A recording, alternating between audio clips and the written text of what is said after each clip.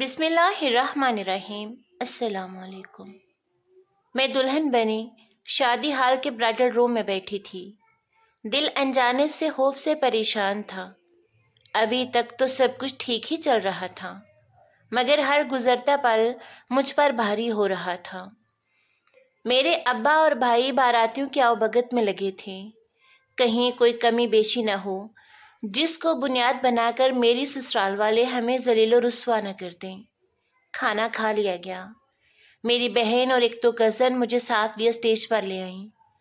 تبھی میری ساس تیزی سے میری طرف بڑھی اور مجھے بازو سے پکڑ کر، جبکہ میرا دلہا ساتھ خاموش بیٹھا یہ تماشا دیکھنے لگا۔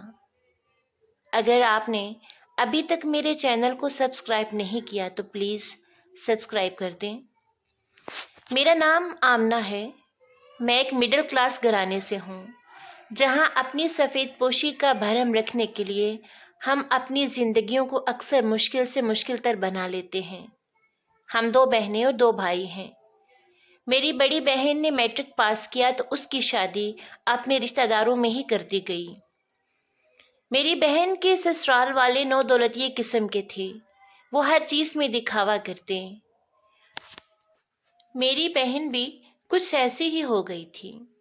میں نے جب اپنی تعلیم مکمل کی تو میرے والدین کو میری شادی کی فکر لاحق ہوئی۔ رشتے دیکھے جانے لگے۔ میری امی تو خود کہیں آتی جاتی نہیں تھیں، یہ ذمہ داری میری بہن پر ڈال دی گئی۔ اب یہ سلسلہ شروع ہوا۔ بہت سے رشتے دیکھے گئے، مگر کہیں بات نہیں بن رہی تھی۔ دراصل میری بہن گھر گاڑیوں کے چکر میں کئی اچھے اور شریف لوگوں کے رشتے ٹھکرا چکی تھی۔ اسے لگتا کہ بڑے گھروں اور گاڑیوں والوں کی سوچ بھی شاید بڑی ہوتی ہوگی۔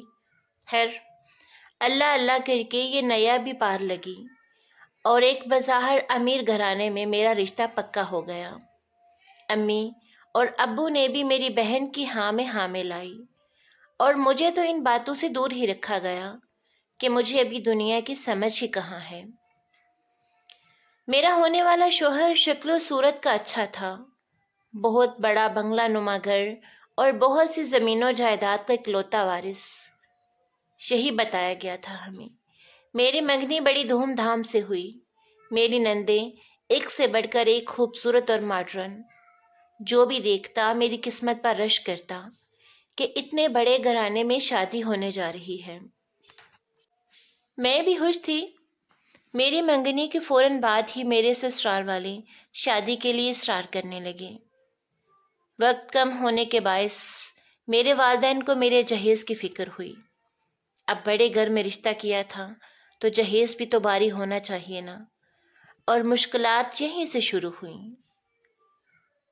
اب میری ساس اور نندوں میں سے کوئی ایک ہر دوسرے دن ہمارے گھر آ جاتی، اور جو بھی خریداری ہم نے کی ہوتی انہیں جب دکھائی جاتی تو دیکھ کر کہتی کہ یہ تو بالکل بیکار سی چیز ہے بھئی، ہمارے گھر میں تو ایسی معمولی اور سستی چیزیں نہیں جانی چاہیے، آپ اسے بدلوا لیں۔ کچھ دن تو یہ چلتا رہا۔ میرے والدین کو اب میرا جہیز بھی میرے سسرال والوں کی شان شایان بنوانا تھا۔ میں کبھی کبھی ان ساری چیزوں سے بیزار سی ہو جاتی۔ میرے والدین کو قرض لے کر یہ سب کرنا پڑ رہا تھا، اور میرے سسرال والوں کے مطالبات بڑھتے جا رہے تھے۔ گھر میں خوشی کے بجائے پریشانی بڑھنے لگی۔ میری شادی تو ایک مسئلہ بن کر رہ گئی۔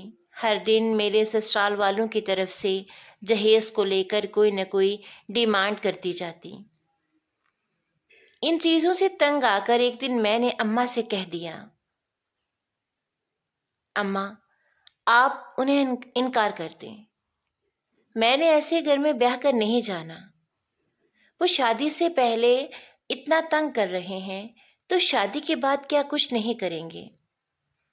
مگر اماں نے فوراً مجھے ڈانٹ کر چپ کروا دیا کہ ایسی باتیں نہ کرو، بدشگونی ہوتی ہے، اور تو پریشان نہ ہو، ہم سب کچھ کر تو رہے ہیں نا، اب زبان دی ہے انہیں تو اسے پورا تو کرنا ہے نا، پھر لوگ بھی تو باتیں بنائیں گے، نہ جانے رشتہ کیوں ٹوٹا، اور الزام بھی لڑکی پر ہی آتا ہے کہ اس میں ہی کوئی خامی ہوگی۔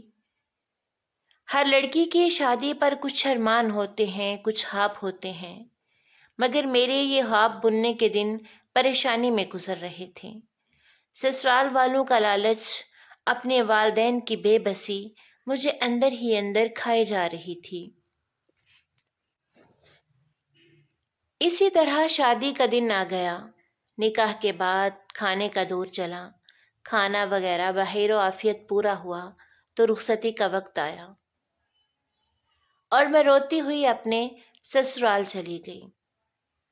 مگر سسرال میں جاتے ہی میری ساس نے مجھے باور کروا دیا کہ میرا شوہر 4 بہنوں کا اکلوتا بھائی ہے اور ان میں سے 2 شادی شدہ بہنیں اپنے بچوں سمیت میکے ہی رہتی ہیں۔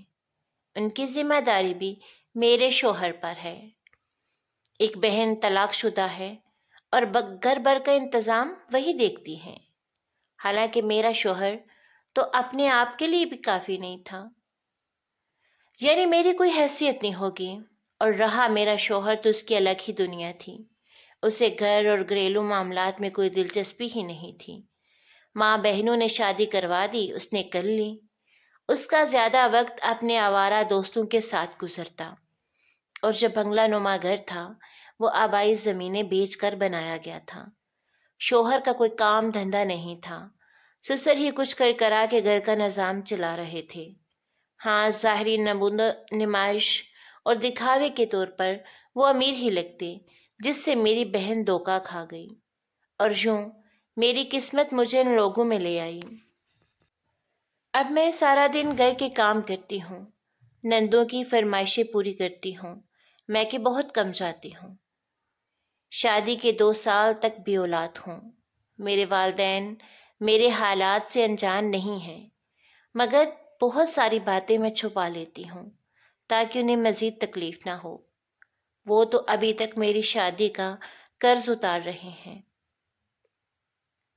میں سب بہنوں سے گزارش کروں گی کہ میری بہن کی طرح کسی کی ظاہری خوبصورتی اور عمارت سے متاثر نہ ہوں، ورنہ کچھ لوگ اس طرح اپنی ذہنی اور اخلاقی پستی کو ماڈرنزم کی چادر اڑا کر چھپا لیتے ہیں، اور پھر میری ہی طرح کی کئی لڑکیوں کو یہ سب بھگتنا پڑتا ہے۔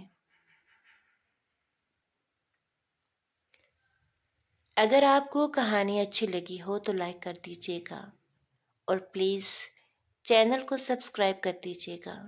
ملتے ہیں پھر کسی اچھی سی کہانی کے ساتھ، تب تک اللہ حافظ۔